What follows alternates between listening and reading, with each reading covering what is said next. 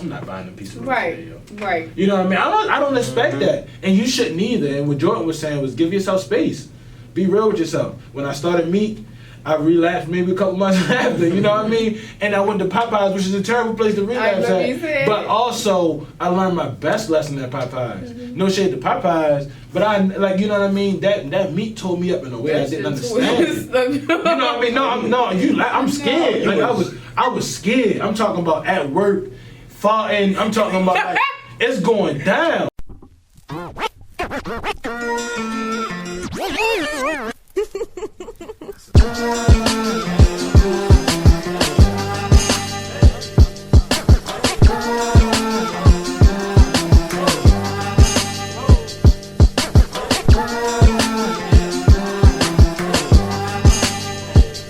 Peace, y'all, and welcome to the Black Yield Podcast, where we talk about land, food, and liberation. I am excited to see y'all back today, man. I appreciate y'all all tapping in and being ready to listen to some of this good chit-chat that we about to have. Ashley, go ahead and introduce us. Who we are, Ashley? What's up, y'all? It's your girl, J Baby, and Dwag Lee. I'm feeling it now. I'm adopting the Dwag Lee. It's there. It's growing on me. It's growing on me. Can I tell y'all something real quick? I'm sorry to interrupt. Can I even introduce you? Yeah, but who you think you are? Yo, Wait, I just got a quick Wait question. a minute. Wait, you guess here. We trying to get. I got a quick question. Oh, I don't like. Yeah, this. What is Dwag Lee? Y'all never explained it. We can explain it later. Don't worry about that. Never been shady. Now they about to beat me don't start acting like that on the podcast. They about to beat me up. Hey, Ashley, do you want to introduce who we got here today that's acting funny already? All right, y'all. This is Jordan. Jordan was my main squeeze, but now he acting funny. But Jordan's behind all of the media, the newsletter, all that good stuff. Newsletter, the post, the podcast, all that. This is the guy with the camera. Yeah. So tell him what you do, Jordan. Oh man, I'm humble. I'm gracious. I'm happy to be here, man. Communications organizer, archivist for the Black Yield Institute. When I'm not working here with the family. Say it again. It sounded like real good. Say it one time. Communications organizer, archivist for the Black Yield Institute. When I'm not here with the family, trying to bring black land and food sovereignty, I host a podcast with my guys, the Working Title Podcast, and I run a website called thefourthquarterhq.com. Hey, so if y'all need help interpreting any of that dialogue, it's AKA Jordan's the man. He helps us and is really the leader of all our communications at Black Yield Institute. So please welcome Brother Jordan, and man, let's have a good podcast. So Jordan, you usually on the other side of this thing. Yes, sir. Right. But you with us today, and we got you for a good 45 to an hour. But before we get started, I don't need to tell you. I don't need to tell Ashley. But we always got to play a food game. Can never go nowhere without playing a food game. Every episode we got to drop a new food game. So, name of this food game today is called Never Has Chef Ever. Okay. Ooh. Okay? Never Has Chef Ever. All right, everybody got that? And how this game works is you put up 4 fingers, and then you'll say something that you've never done that's related to food. If we've done that, we'll put a finger down. If not, we'll keep a finger up. That makes sense? That's Person really who loses good. all their fingers first is a terrible chef. Okay. That makes sense? Ooh. Should I go first? Yeah, because is it never have... Let's do 3 fingers. Go ahead. Let's do 3 fingers. Never have I ever put ketchup on plain chips. I just learned about that this weekend. Never have I ever put ketchup on plain chips. So if I did, I put my hands down. You put a finger... What's wrong with you? What's wrong with you? Who's never put ketchup... I mean, us. That's why we never put ketchup on your chips. Do shit like me and Lee. Because I wouldn't have never known that. No, like real life. Who's never with you? put ketchup on your chips before? Me and Jordan, I Ashley. never. That's not a thing. You probably like one of 3 people. Y'all about to get y'all cards taken. All right, go ahead, Jordan. Go ahead. Jordan. I'm sorry. What card is that? All of them, the black one. I tell you, it ain't the cooking card. I tell you that much. Go ahead, Jordan.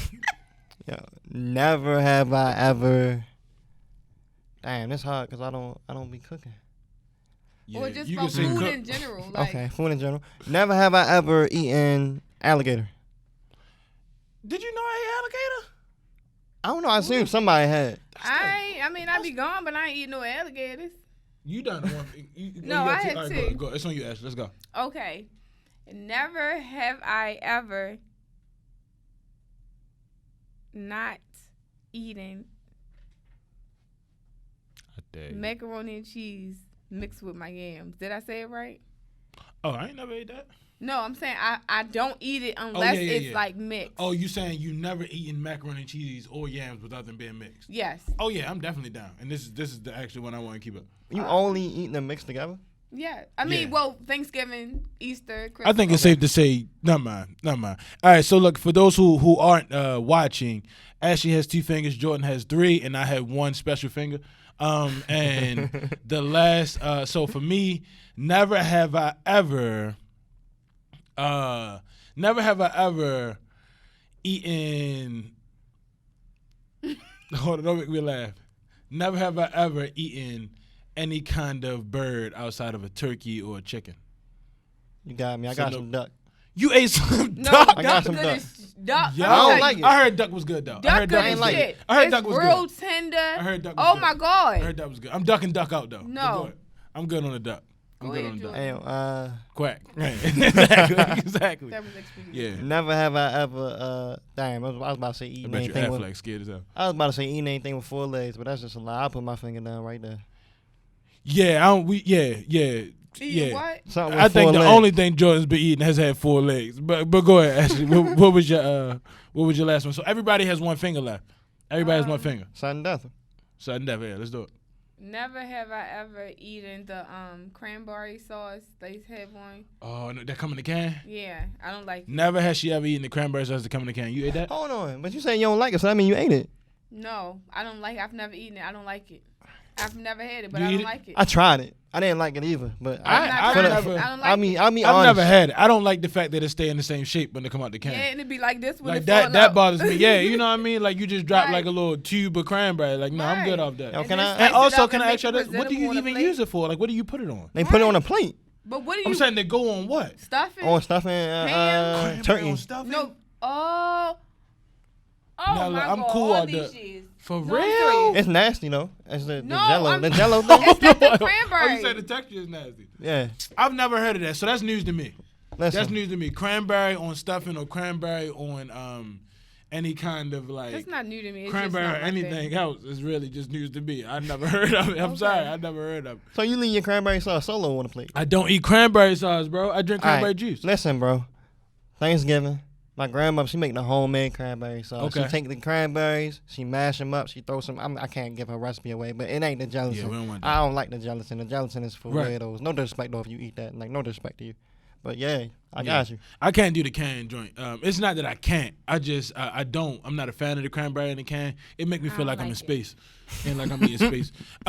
It's just the shape of it. Be still with it. All right, but yeah, we go. I appreciate that. So that was a good game. That was It actually was, pretty it good. That was was. pretty good. I learned some stuff about y'all, and some of y'all I'm never talking to again. Just to be very clear. But really, no, we can move on. But you've never put ketchup on your chips. Hey, And so that's all I'm gonna what say. we not gonna do is keep talking about that sick Okay. act of a thing that you want to call a snack on this podcast. Like, are you serious? Ketchup Alright. on chips? I give you ranch. Y'all trifling. All right, yo. So look, I'm gonna move on. Y'all mind if I move on? Because I don't want y'all to keep screaming out stuff that is absolutely like far left field here. No, I'm messing with y'all. So our topic for today, is talking about political education, not politics. Political education and not politics, man. So I'm excited to dive in. We got Brother Jordan here to tap in with us, and we got Sister Ashley who's gonna drop the gems on us as well. But before we get started, I want to share something with y'all. It's a quote or excerpt, if you will, and it's from Baba Dr. Amos Wilson. And I want folks to listen to it, rewind it back, and listen to it again. But it's meaningful and it's essential to what we're going to be talking about today. So bear with me, okay? So we just need to organize ourselves, is what Dr. Amos Wilson says, right? He says we organize our consciousness, our personality, and our culture, and see them as instruments of power and use them as instruments of power to transform our situation. So we should not look at consciousness as some abstraction. As often I tell people, the most practical thing you can have is a good theory, right? Is a good concept to guide your behavior, to be used as an instrument and to measure reality, as an instrument to test reality. A good theory then organizes the world and organizes one's approach to the world. It permits one to be able to evaluate the world in terms of where one wants to go and what one wants to do. To be without theory then is to approach the world on an ad hoc basis. Always reacting to what others doing, always reacting to what others are doing, always being overwhelmed by events, overwhelmed by the future, instead of creating events and creating the future and making the future. That's Dr. Amos Wilson. And that is from the Blueprint for Black Power. And you can also find that lecture on YouTube as well. And I'm snapping like I don't know what it is, but I'm going to go on YouTube and watch it. Because that was like, I was like, yeah, it's powerful. It's powerful. Yeah. And That's strong, man. yeah, it's powerful. And essentially, it just highlights you talking about reflection and action, right? You're talking about actually living out what you believe, living out the information that you've adopted, that you've grown, and that you've learned, right? So essentially, you're talking about without a theory, without an understanding of where you're going at, you're a ship without a rudder. And if you've ever known a ship, ships might make it into the ocean without a rudder. But best damn believe it ain't going nowhere. It's going to be there when you get back. You know what I mean? So being being honest that's what it's about. It's about being able to practice what we're learning, being able to practice what's been left for us. And if we don't do that, then it essentially looks like we're wasting time. Yeah, right? It's like pointless. Yeah, absolutely. But we talking about political education today, and I think, man, I think the first question we should kick it off with, let everybody tap in on it. What does political education mean to you? Like when you think about political education, what comes to mind? And I'll go last. I'll let y'all go first. Oh, wait, go Jordan. You can go first since y'all guest. Yeah, Joe. You Thank you. I'm on it.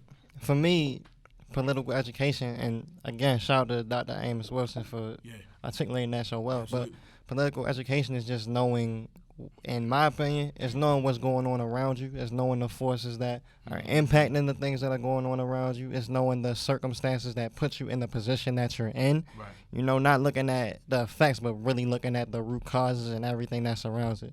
So that would be my basic dumbed-down definition of political education. Knowing, just being that awareness, that sixth sense of, okay, we are black, we are in America, we are in Baltimore City. We do know what forces act upon us, both literally from police driving up and down the block to insidiously. We talk about black land and food sovereignty a lot. Walking in your corner store, not being able to get no fresh fruit and no fresh vegetables. Right.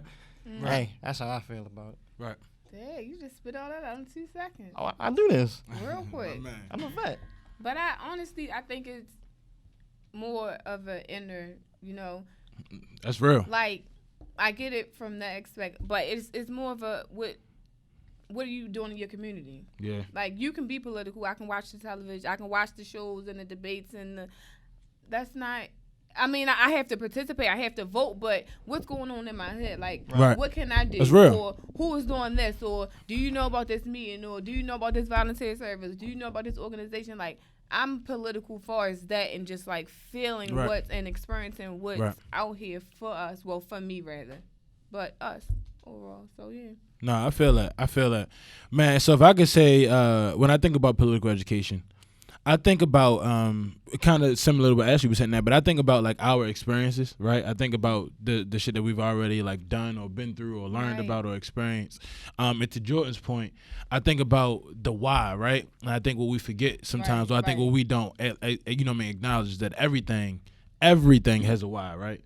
There's a reason everything is happening. There's a reason everything will happen. And I think a lot of the whys of what we are dealing with today, one, have not been brought up, and two, we haven't seen them as something that needed to be defined by a why. You know what I mean? Like, it has never been why we eating this food. You know what I mean? It has never been why does our community look like this. It has never been, you know what I mean, why our elders dying early. It's always just been adaptation for us. Yeah. It's always been, this is what we got, this is what we use, this is how we move, right? So I think what political education does, and I think that we forget that it does it, I think it goes back and gives us that why. I think when we look back on the elders that did the work before us, it's like, damn, no doubt, that makes sense. That's why they were so upset about it. That's why they were so adamant about getting us to this point, right? I think when we look back on the food system, it's like we see all the folks that died directly due to the root causes of the same diseases inside of our community. It's like, that's why they're, you know what I mean? That's why they see the system that way. Exactly. That's where the rebellion, you know what I mean? And I think we'll go forward and talk a little bit more about it, but I think that's why, I think that's how I see political education. I see it as one of those things that is like the light inside of a tunnel that you already walked through. You know what I mean? It's just the thing to be able to be like, yo, this is what this means. You've seen it. You've experienced it, but you don't know what it means, and it's not valuable, right? Till you can actually say what it means. Yeah. So I can say what it means. But that's a segue, y'all, to talk into talking about what the role of political education is in our communities, in our institutions, in our organizations. And I want to, like I said, I'm gonna leave space for y'all to lift up. But what would you all say, like, the role of education, role of political education is? We talk about it. We do a lot of political education inside of our organization. Actually, you haven't, you've connected to us, but you haven't gotten to do as much political education. But we've done some. Right. But what are you all's thoughts? Like, when you think about the role of political education inside your community, inside, whatever community it may be for you, like, what you thinking about? How do you feel it is impactful? Can I answer your question with a question? Absolutely. What is the name of Dr. Amos Wilson's book? The name of Dr. Amos Wilson's book is The Blueprint for Black Power. Exactly. That's my answer. That's what political education is to me. It's the man. blueprint. It's literally, like, I understand. We've been here, we are here, and that's where we try to go. One of my roles as archivist, as communications, I gotta always think in 3 different frames of the past, the present, and the future. That's a You good see point. what I'm saying? So when we talk about political education, we're looking at what happened in the past. We're learning from the ancestors of the past, like a Dr. Amos Wilson, you know what I mean? A Baba Amos Wilson, whatever term you prefer. We're looking at the present. We're looking at the conditions that are around us. We're doing things like shout out to Black Youth. We're doing aquaculture work. We're doing agriculture work. We're doing markets. We're doing St. Carl Hamer Academy, which Research, is literally political education in a classroom setting. We have other things coming that will be more applied learning. So that present and that future is we're doing this work and learning from that work to apply it forward, so that hopefully in the ideal world, it sounds crazy to say, but we wouldn't need to do this podcast. We wouldn't need to inform you all about what it means to be politically educated as a Black person, not as a American citizen, not your U.S. history, not your government, not your politics, not your electoral college. None of that really matters in our community, because I can't walk to somebody in the neighborhood over and tell them that they need to vote for Joe Biden or they need to vote for Donald Trump, because it's not going to change their day-to-day conditions.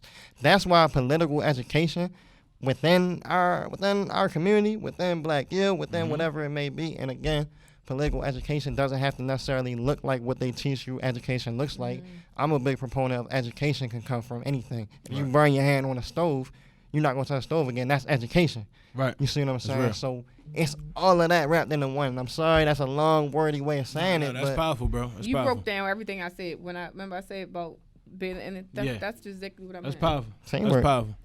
That's powerful. What about you, Ash? He said it. He said everything. That was the answer. No, I'm really being honest this time. He said everything, because I said it's personal. Like you said, he's going from the personal experiences, like you said. Yeah, it's real. And that's exactly, he just broke it down. So I wanna add, if I can, another layer to it, because I think you hit a spot on the nose, Jordan. But I think what we forget is that political education without praxis is like what, right? You know what I mean? And it's like, folks have done the work before us, and they've left behind blueprints, you know what I mean, for Black power, for, you know what I mean, for liberation, for all these different things, right? But if we're reading them, if we're studying them, and we're not practicing them, if we're not implementing them or executing them, or we're not putting them to work, or we're not evolving them, it's like almost you got a gem and you holding on to it. Right. And what's the good of a gem if you're holding on to it? It's not doing anything. You know what I mean? Granted, those things don't become less valuable, but the practices that we are connecting ourselves to and the movements we are connecting ourselves to, if we don't infuse or implement those tools into that, then we're doing ourselves a disservice, because we're serving the same people. We're dealing with the same exact issues. You know what I mean? We're under the same exact circumstances. So it's almost like, why reinvent the wheel? And I want to be clear that reinventing the wheel doesn't mean we're going to go do it exactly how Bob and Malcolm X did it. Right. It don't mean that we're going to do it exactly how Fred Hampton did it. It don't mean we're going to do it exactly how Bob Martin Luther King did it. It just means that they've done work before us. Let's study their work. Let's learn from their work. And let's do a better job, you know what I mean, at the goal that we're trying to get accomplished and be very clear about. And Baba Fred Hampton, man, actually had an excerpt about political education where he talked about, if we don't do political education, then you're just perpetuating the same circumstances that you come from, right? See, the thing is with me, you dig, I need to know some more about it. I wish you had some more literature about the educational thing here. Because, you dig, as far as we're concerned in the struggle, the way we look at struggle is that this depends on the educational thing, you dig. Because this depends on the education. Well, the whole thing. No, but in the end, this does. You can form this with no education. You can form this. And no, not the way we're talking about forming it. You know, right. We're talking about forming it right. You know, it's not on the paper. We didn't write it on the paper. You can form it right with no education. No. Let me give you an example. Jomo Kenyatta formed the excellent revolution with no education. And on the end thing, Jomo told him, he said, well, you know, you've been educated to hate the enemy, but I'm your brother. I'll help you lead the revolution. Now I'm going to press you. Another example, Papa Doc in Haiti. Papa Doc in Haiti hated everything white. Man, you couldn't put this white paper in front of Papa Doc's face. But he moved all the white people out and he took over and be oppressed. He did, causing no education. And the people that had been educated, they just said that we don't hate the mother white people, we hate the oppressor, whether he be white, black, brown, or yellow. So we got to know the educational program to find out what is going to be in the finale. A lot of people, Jomo Kenyatta is called never a revolutionary, but an ex-revolutionary. So is Papa Doc. They brought on a successful revolution. That thing in the Mao's was a bitch. Bantu freedom fighters, all that kind of action. But what we're saying is that it's the end. But you don't judge Castro now. You can't do it. Nobody in this room could judge whether Castro's going to be a revolutionary or not. You know what I mean? We're talking about things, you know what I mean, with China, the People's Republic, and even at the stage they're in now, talking about even going on further into a communistic state. That's what we're talking about. Those are revolutionary. So we got to understand here the educational program that you have to be able to figure out whether it will go on the right lines where the people will end up in a situation where they can be able to really control themselves. You understand what I'm saying? With no education, the people take this local foundation and start stealing money because they won't be really educated to why it's the people's thing anyway. You understand what I'm saying? With no education, you have neo-colonialism instead of colonialism, like you got in Africa now, like you got in Haiti. So what we're talking about is there has to be an educational program. That's very important. As a matter of fact, it's so important for us that a person has to go through 6 weeks of our political education before he can consider himself a member of the party, able to even run down ideology for the party. Why? Because if they don't have an education, then they're nowhere. You dig what I'm saying? They're nowhere because they don't even know why they're doing what they're doing. You might get people caught up in the emotionalist movement. You understand me? You might get them caught up in because they're poor and they want something. And then if they're not educated, they want more. And before you know it, they'll be capitalists. And before you know it, we have Negro imperialists. You're just repeating what's in your environment because you don't have an understanding of what's next. Right. What should you do? Why should you even be doing it? Right. So in this podcast or in this setting, we ask folks to get an understanding of the kind of foods they eat, the kind of foods they're connected to, where they're shopping. I got experience. And we asking them that, but why would you do that? Mm-hmm. You know what I mean? Because to some people or to a lot of folks, it's normalized. Mm-hmm. It's already kind of embedded, right? So it's just when you think about political education, you think about the folks who've done political education and made political education even more important than it has been. You got to think about what it looks like for folks who are in our shoes, right? Even when I say our shoes, I mean like everyday folks. I mean folks who get up and go to work. I mean folks who got, you know what I mean? This might be a new language, but hood issues. You know what I mean? Yeah. Who got like, you know what I mean? Just real life circumstances that they under that don't allow them to see. You know what I mean, privilege or to see, you know what I mean, things in a way that other folks get to see it. Right. So I'm gonna lift the question up for y'all. That sucks. But I want to think about it. But well, actually, let me take a step back. One thing I want to lift up is that when we talk about political education, right, let's be clear and say let's get out of the white supremacy narrative and let's be honest that political education is not something that happens always in the classroom. Mm-hmm. Right, and it's not something that always happens by a chalkboard and by chalk. Right, political education can happen in dialogue, just how we kick on. This is political education, right? Yep. It can happen in film. Yep. It can happen in just engagement. That's the key. But the thing is, we don't think we learning. Mm-hmm. Right, and what happens is when we don't think we learning, it's just noticed in the spring. It's not as a lesson, and you gotta do this catch up thing, and you gotta do this kind of like reverting back thing. That's right. Come on over here, Lee. Scoot on over here. I'm just talking to us. Go ahead, scoot on over here. All I'm saying like really is, scoot. I got you. I'm scooting. All I'm saying is when you talk about political education, you got to consider how it's delivered. You got to consider how it's received, and you got to consider where it's available at.